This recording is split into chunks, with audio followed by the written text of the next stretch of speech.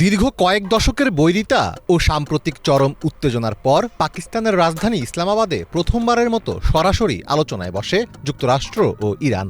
দুই দেশের উচ্চ পর্যায়ের প্রতিনিধি দলের রুদ্ধদ্বার বৈঠকের পর ইতিবাচক ফলাফলের আশায় ছিল পুরো বিশ্ব। তবে দুই পক্ষের দীর্ঘ আলোচনার পরও শেষ পর্যন্ত কোনো সমঝোতা হয়নি। দীর্ঘ বৈঠক ও একাধিক গুরুত্বপূর্ণ ইস্যুতে আলোচনা হলেও দুই পক্ষের অবস্থানগত পার্থক্য কাটেনি। ফলে কোনো সমঝোতা ছাড়াই যুক্তরাষ্ট্রের প্রতিনিধি দল দেশে ফিরছে বলে জানিয়েছেন মার্কিন ভাইস প্রেসিডেন্ট জেডি ভ্যান্স। 11 এপ্রিল ইসলামাবাদে সাংবাদিকদের সামনে কূটনৈতিক প্রচেষ্টা ব্যর্থ হওয়ার প্রতিক্রিয়া ব্যক্ত করেন জেডি ভ্যান্স। বক্তব্যের শুরুতেই জেডি ভ্যান্স পাকিস্তানের প্রধানমন্ত্রী এবং সেনাপ্রধানকে অসাধারণ স্বাগতিক হিসেবে বর্ণনা করে তাদের ধন্যবাদ জানান। তিনি স্পষ্ট করেন যে আলোচনার এই ব্যর্থতার জন্য পাকিস্তান দায়ী নয়। টানা 21 ঘণ্টার এই আলোচনাকে তাৎপর্যপূর্ণ হিসেবে বর্ণনা করলেও ভাইস প্রেসিডেন্ট একে ইরানের জন্য একটি বড় পরাজয় হিসেবে দেখছেন। আমরা 21 ঘণ্টা ধরে আলোচনা চালিয়ে গেছি এবং ইরানিদের সাথে বেশ কিছু গুরুত্বপূর্ণ আলোচনা করেছি। এটা সুসংবাদ, কিন্তু দুঃসংবাদ হলো আমরা কোনো চুক্তিতে পৌঁছাতে পারিনি। আমি মনে করি এটা মার্কিন যুক্তরাষ্ট্রের চেয়ে ইরানের জন্য অনেক বেশি খারাপ খবর। সুতরাং কোনো চুক্তিতে না পৌঁছে আমাদের মার্কিন যুক্তরাষ্ট্রে ফিরে যেতে হচ্ছে।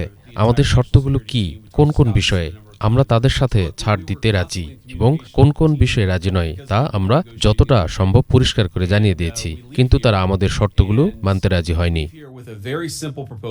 ভ্যান্স জানান, মার্কিন প্রেসিডেন্টের নির্দেশনা অনুযায়ী একটি চুক্তিতে পৌঁছাতে তারা সর্বোচ্চ চেষ্টা করেছেন। ইরানিদের সাথে আলোচনার সময় তারা যথেষ্ট নমনীয় ছিলেন বলেও দাবি করেন ভ্যান্স।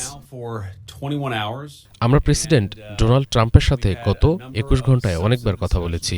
আমরা যুক্তরাষ্ট্রের পুরো জাতীয় নিরাপত্তা দলের সাথেও কথা বলেছি। আমরা সবার সাথে ক্রমাগত যোগাযোগে ছিলাম, কারণ আমরা সদিচ্ছা নিয়ে আলোচনা করছিলাম এবং আমরা এখান থেকে একটি খুব সাধারণ প্রস্তাব রেখে যাচ্ছি, যা আমাদের চূড়ান্ত এবং সেরা প্রস্তাব। এখন দেখা যাক ইরানিরা তা গ্রহণ করে কিনা। সংবাদ সম্মেলনের পরপরই দ্রুত পাকিস্তান ত্যাগ করেন মার্কিন প্রেসিডেন্ট জেডি ভ্যান্স। এয়ারফোর্স 2 বিমানে করে পাকিস্তানের ইসলামাবাদ থেকে যুক্তরাষ্ট্রের ওয়াশিংটনের উদ্দেশ্যে রওনা হন ভ্যান্স ও যুক্তরাষ্ট্রের প্রতিনিধি দলের সদস্যরা। এদিকে ইরানির প্রতিনিধি দলের সূত্রের বরাত দিয়ে দেশটির সংবাদ মাধ্যম ফার্স নিউজ জানিয়েছে, হরমুজ প্রণালী, পরমাণু প্রকল্প সহ বিভিন্ন ইস্যুতে দুই দেশের প্রতিনিধিদের মধ্যে পার্থক্যের কারণেই ব্যর্থ হয়েছে এই বৈঠক। ইরানির প্রতিনিধি দল জানিয়েছে, হরমুজ প্রণালী, ইরানের শান্তিপূর্ণ প্রকল্প সহ বিভিন্ন ইস্যুতে যুক্তরাষ্ট্রের উচ্চাকাঙ্ক্ষী শর্ত এই বৈঠকের ব্যর্থতার প্রধান কারণ। যুদ্ধে তারা যা অর্জন করতে পারেনি, আলোচনার মাধ্যমে সেসব তারা দখল করতে চেয়েছিল।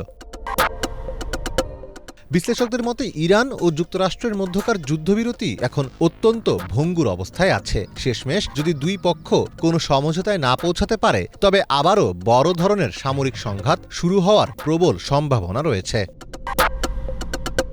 মীর ফজলে রাব্বি, বাংলা ভিশন।